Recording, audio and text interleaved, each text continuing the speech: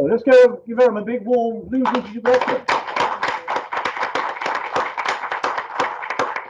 So we have two mics here. I mean, you can feel free. I'll push this back a bit so we can just stand nearish the mic. So Erum Masood is a good friend of mine. I've known her for many years. I'm delighted that Erum has been able to join us today in London. She's just here for a few days. She has her family here, but she lives in Pakistan these days. But I want to begin, Erum, with you and your journey, because you talked to me on a radio show this morning about your background. You've been in a corporate role for a number of years. And then I think in 2014, you said you wanted to try doing something different. So just talk me through a little bit of that in terms of your background after your education, what you did, and what led you to change your approach in 2014. Hello, everyone, and I'm happy to see I actually also teach at one of the universities in Karachi, but classrooms are much fuller and bigger. But and I teach business management. Going back to Arif's question and point, and Arif come with quite some 20 years now. That I'm still younger than Arif though, but still that's how we are. I was a student probably just like you guys in some time, but I've been in the corporate world for 26 years, and then in 2013 I decided to just resign. And I walked out. My office was just down the road, Cleveland Street. I was the head of the Pakistan TV for UK for 9 years. So I have a very diversified media, marketing background, production, and a lot of creative element to it. And in 2014, I just wanted to take a gap. I had finished my planning for the whole year, and I just wanted to chill. And then suddenly, reading is something which I do. So in my lectures, I always say that readers are leaders. So people who read, they lead.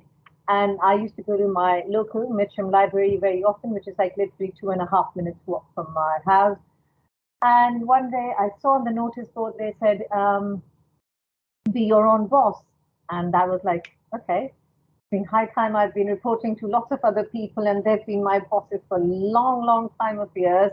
And, just reporting to them or working for them was different. But I wanted to do something which was working with the people, of the people, and by the people rather than just for them. So I applied, and that was an initiative then. Then our Mayor, Boris Johnson, who is now our Prime Minister, he had initiated a program that was called Startups for the local areas, local boroughs, and I applied, and they shortlisted me. I was 42 when I applied for it, so in 2014. And I thought, what would I do? I've never, studied. I've never gone back to the uni, and I want to become an entrepreneur. So entrepreneur was the most trending word, and hashtag entrepreneur, hashtag women empowerment. All these words came along that side, and I applied, and I got selected. And I thought, so my first question that day when I was being interviewed by my trainer was that, what would you do? Because you have no experience. What work do you want to do? What business do you want to start? So I said, I'm good in two things. I listen well and I talk extremely well. So, if you hear well, you speak well, then people listen to you. So she said, your expertise lies in media and PR. So would you like to do something? I said, yes, I would like to work for myself. And I would like to become a consultant, media and PR consultant. In 2014, I was also given £3,000 as a grant by the mayor then, and I was shortlisted out of 9 people to start my own business. And since then, I've never looked back. I now work in 15 countries, teach in 4 universities, and I only teach what I'm good at.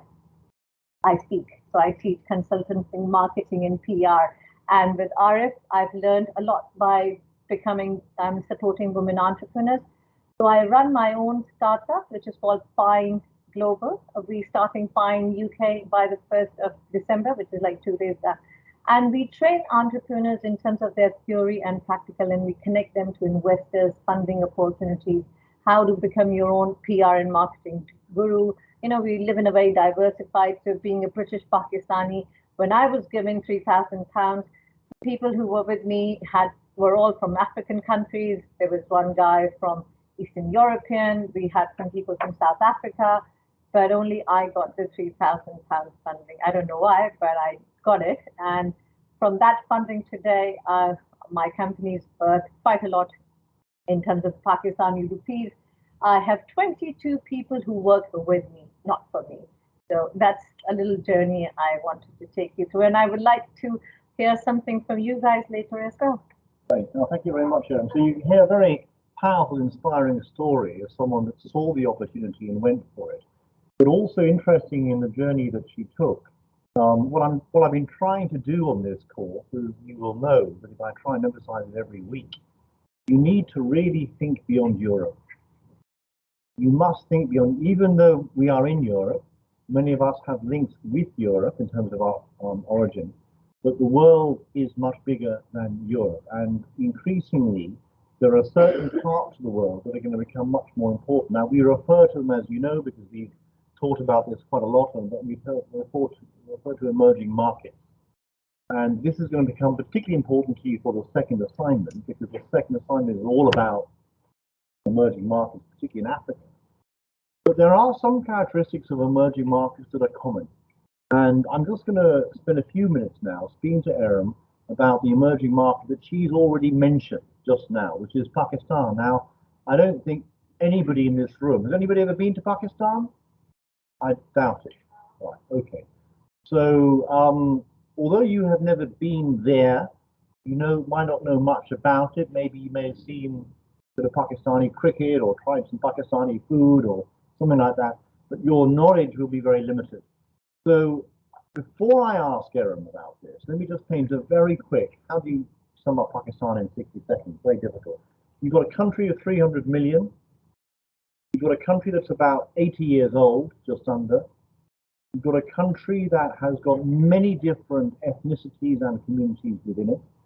You have a country that is bordering some of the biggest countries in the world in terms of their political or economic potential. I'm talking about China and I'm talking about India, but also a country that borders another country which has been, right at the heart of a lot of the action in relation to terrorism in recent years, which is Afghanistan.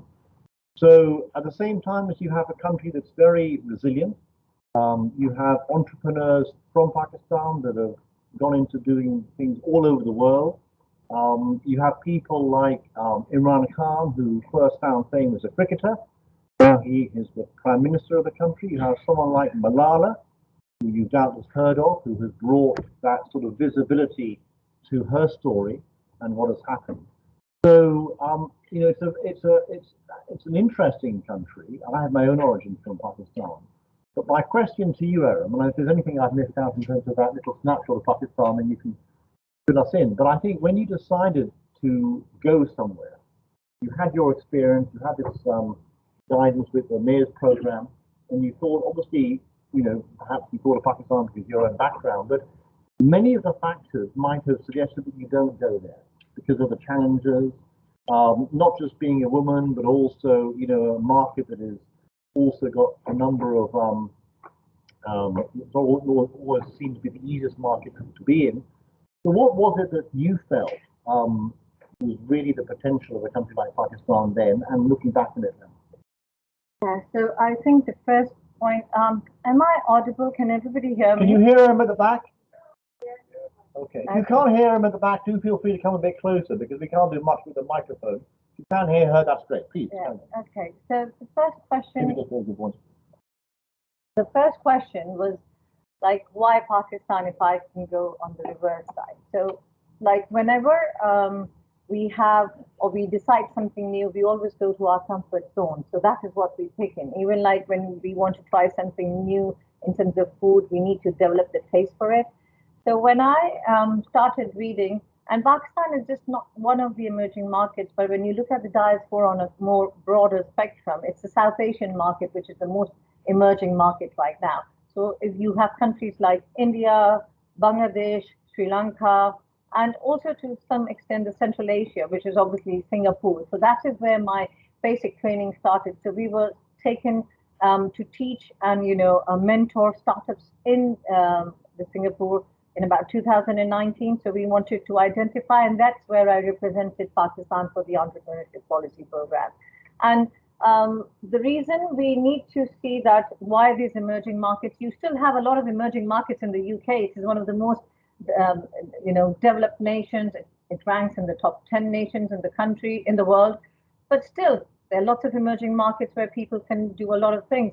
And technically, or like fintech, or having a startup that just caters to digital is still very limited, even in the UK. And if you want to do something, like if you want to sell something which is outside of this market, how do you approach? So the reason for me to start a business in Pakistan, or way back wherever you guys are from your home, is probably much more easier, because you can connect to your own people and then bring something that can sustain and can be useful to this country. So like if I had a startup, which I already have for the last 2.5 years, I bought that startup to UK, and I can connect because my startup is all about bringing the ethnic diversity and all that stuff. So we can teach. Entrepreneurship is just not limited to, sitting on your laptop and one day you have an idea which we call generation, and then you just conceive it and start working on it. But yes, how do you find your emerging market?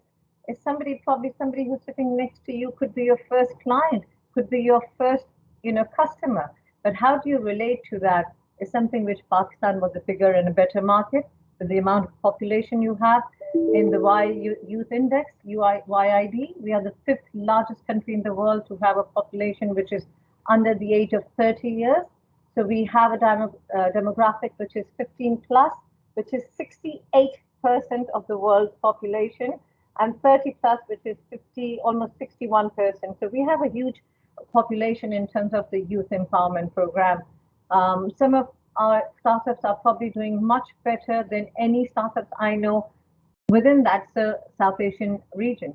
And India and Pakistan and Bangladesh, they come out with the best startups to promote their own businesses. Half of the products that we use today in the UK would have a tag which say made in India, made in Bangladesh, or made in Vietnam. So, if you're looking at the Central Asia side, you have entrepreneurs from there, you have the South Asian side, and then, like Ara said, you might not have been to Pakistan, but having Indian and Pakistani food, I'm sure everyone must have tasted a bit of it somehow or the other, because it's very diversified. So we have the Arabic culture in it, we have the Middle Eastern culture in it, we have the Indian and the Pakistani culture in it. So how do you identify your emerging market? Like Arif was going through all the things, what happened last week, what happened here, Africa being one of the main, targets. Now, UK again has a startup program which they initiated for people to come out and register. So fine, maybe you could be the next, I don't know, whoever, but the reason I don't name icons is because for me, every entrepreneur itself is a role model, because the efforts we take out to do, the belief we have to become an entrepreneur is the best thing. The only thing we lack, we always think that, can anybody tell me what's the percentage of startups success? How many startups actually succeed in their businesses? 1%. That's about it. So when I became an entrepreneur, my mother was the first one. You know how pressure comes from your parents? What are you going to do? Why did you leave your work? You earn so much. How are you going to take care of your expenses? And that's such a pressure. And the only people you have to show that you can do well are the people around you, probably, and that's how you have to sustain. But 98%, 99% startups fail, not just because their idea wasn't good enough, because their sustainable model wasn't good enough. Their targets, their marketing was probably not good enough for me, because that's what I see. And Pakistan, India, even South Africa to some region when we had Farzana from. And I think any country that has a very huge population of a target which is divided into 3 categories will always be your best market to sell your product. And I didn't produce any product. The only thing I produced was to reinvent myself. And that's what I did. I'm the product for my own services.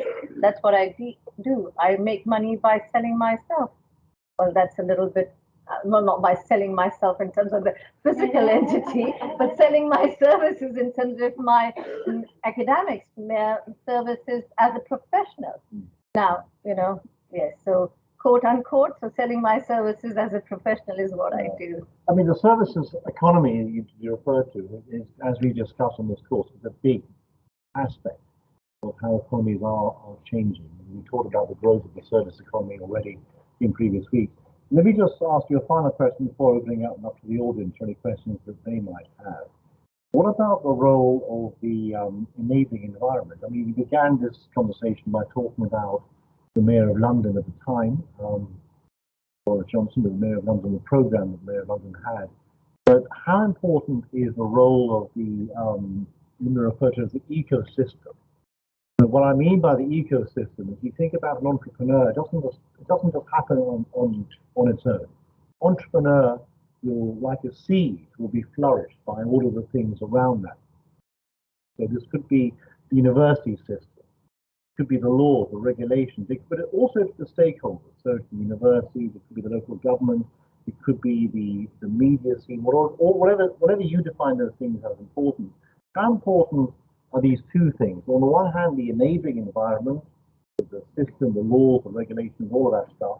And secondly, this kind of ecosystem around you, and draw upon your experience in Pakistan and indeed in the UK, Milan. Yes, so the ecosystem of wealth, I think the biggest advantage we have in countries like UK in terms of creating your own business and creating the opportunities for future of work. So I'm sure as all business, are you all business students? Yeah. Okay, so that's something which you need to understand. So the the sustainable goals for 2021, the 5 SDGs which we pick up, one of them is the ecosystem, which is the social enterprise, and then you have the future of work, which has a very important aspect to it. So if I can't compare the things in Pakistan to UK, because on an emerging market, yes, I can, because Pakistan is probably more, in a more better position right now than the UK, because the startup models in UK are very limited, because half of the funding that UK government provides to startups, I don't know if they still have the funding programs, but in Pakistan, the emerging market for entrepreneurs is huge, because there are lots of stakeholders. There are private investors, they want to invest in you. There is a lot of funding by the World Bank and Asian Development Bank as well, whereas here, you don't get those opportunities. You don't, because the World Bank would not like to fund a project in UK for somehow or the reason. And the stakeholders then become very limited. So either your own capital that you need to put in, somebody who understands your business the way you understand your business. So the EOIs are also very limited in that way. And the impression which one gets from the entrepreneurs out here is that we probably can't identify our markets, whereas in the underdeveloped countries, it's easier to identify your market because the reach is huge, the reach is massive.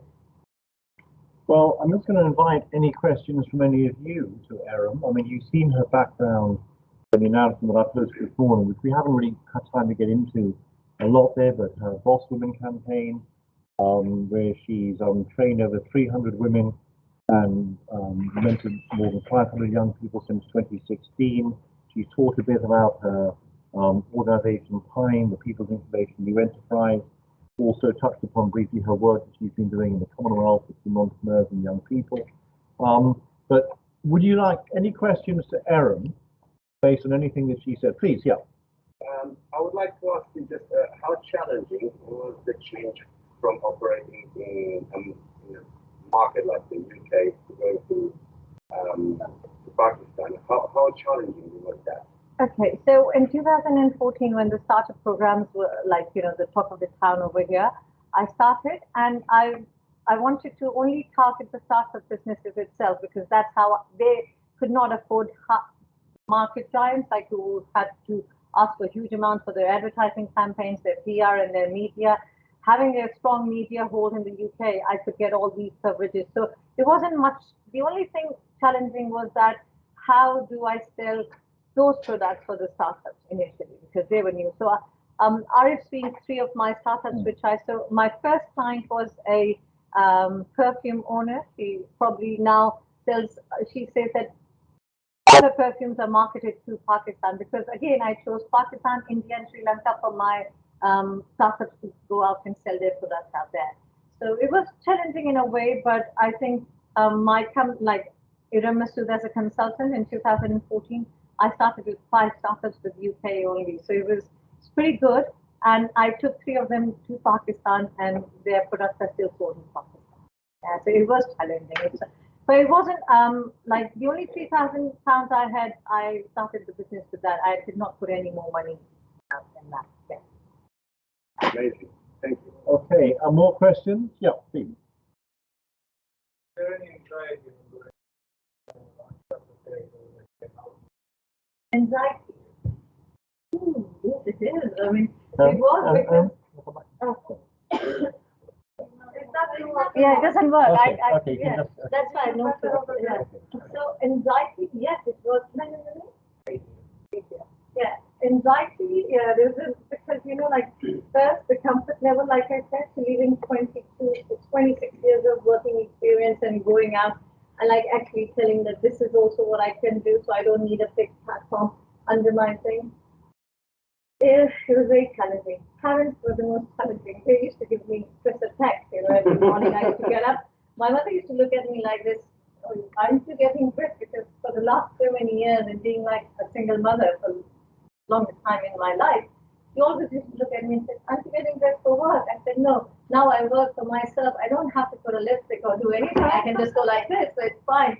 Yes, but yes. And especially, the people say that, Asian culture is more strict with women out there, but I thought I was much more comfortable doing my business in Pakistan because then I was in Brunei for about 10 days to do my launch stuff up there as well.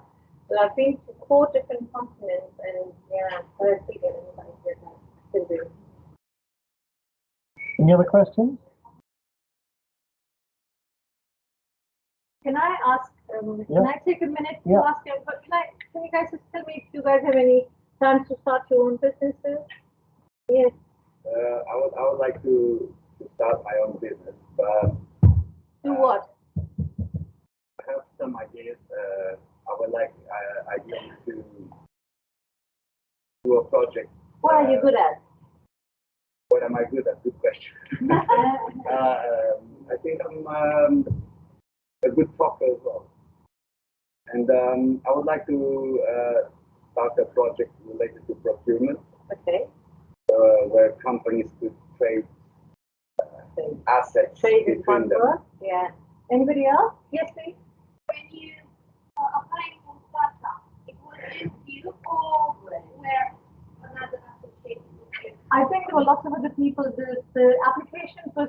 No, not basically. The project was just you in the project, or you had some help for another people? No, it was just myself. Yeah. When you, I think I would actually insist and advise you guys to see your library every week, that sounds good. If I'm still, I think, quite possible. I'm quite used to giving lectures, so it's okay. Yeah, so I think you guys should visit your local libraries very often because they have funding opportunities also quite a lot. You can just tick the boxes where you're applicable as well. So that would also help. Anybody else who wants to start their own businesses? Yes, please. Sorry, I can't hear you though. Any barriers? Barriers? Yes, I had. My first question was that would you get married when you go back to Pakistan? Because that's how it is. All the support system around there, because like how I said that I had my parents and my sisters live here, but I have 2 grown-up kids who was living in Pakistan because they wanted to work with the government, so they're based there. Yes, but the immediate questions were that, oh, she's coming alone, she will live alone, and would she get married? Would she find someone? I'm still looking, but I haven't got married, so, But the barriers were, yes, convincing people that what an incubation center can do was very difficult. Because the idea of an entrepreneurship in Pakistan, in terms of the social enterprise, like my business is social enterprise. I don't take any money from the pocket. So whatever I earn, I just pay back to the company. I like the idea of what social enterprise, like we analyzed a week in a lecture. As a social enterprise, actually like a CSR corporate social responsibility. That is it's very great to see how entrepreneur reinvest. Actually, it doesn't share the profit between shareholders at the second, but they're investing in the society. And what actually is going to affect you also paying taxes. So the income is going to be challenged for you in that way. So to pay taxes and also to invest in the social. all right, so I think I'll put this into two things. First is the people, the stakeholders who invest in social enterprises. Their idea and their clear, their mindset has to be clear that the return of interest, how much do they feel? So like there could be a division of percentage between the stakeholders themselves. And the CSR activities actually are huge in Pakistan. They're huge here as well, because we used to get a lot of share in the channel for our advertising. But like on May 27th, I got £12,000 funding as a CSR activity from a company in UK to Pakistan. So yes, and then what we do is we just take out our costs, the cost evaluation of how much money that has been spent on the training program, and whatever left we reinvest. So the taxes in Pakistan are pretty okay to pay, not like the taxes we pay out here.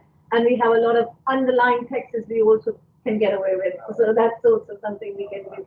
But social enterprise is not a entity still available in Pakistan. So mine is a private limited. We don't have social enterprise in the constitution yet.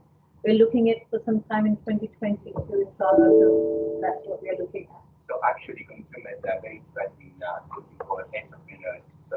Yes, rather than private. Yes, that's how it is. And also investing in the amount of money that is invested into a startup is usually the person's private money. Not many companies invest money in Pakistan. So it's an individual that will come out and invest money in a startup. So your computer, how do you need between social enterprise and the private enterprise? Which one did you recommend in your, for example, webinars or seminars? I prefer social enterprise. Yes, and that's my recommendation to all, because the Commonwealth Youth Policy for 2022 and 2025 is all based on social policy entrepreneurship.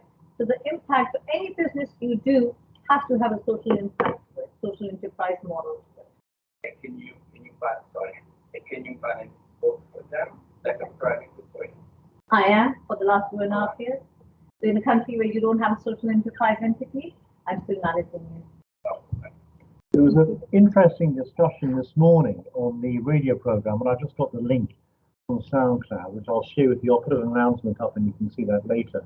Part of our conversation on the radio program this morning was about this social enterprise. Is a social enterprise, when is a social enterprise a commercial enterprise, or when is a commercial enterprise a social enterprise? And perhaps when you look at this context outside of the UK, you go to an emerging market, whether it's in Asia or Africa or elsewhere, we don't always have to, you should look at it in a slightly different context, because the social enterprises, as Erum highlighted, also, the overlap can be very real. So what I'll do is I'll just go for a last round. Any opportunity for anybody else? Final question? Going once, going twice? No, okay. So I'm just going to remain for me to thank. You've obviously been very, quite engaged with Erum's talk today. So I think we should all give her a great round of applause. Erum. Thank you very much. So what I'll also do is you've obviously got her background details up on the announcement. I'll put a link to the SoundCloud. I'll put a link to her website as well. Probably her LinkedIn, whatever. But certainly we'll share that information with you.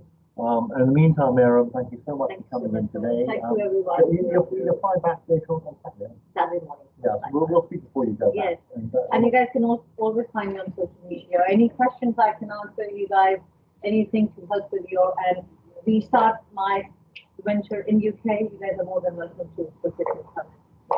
Just to connect you to nice potential funders, investors, PR networks, and all that stuff. Thank you very much. Very kind. Thank you. Thank you. So, if you let Erum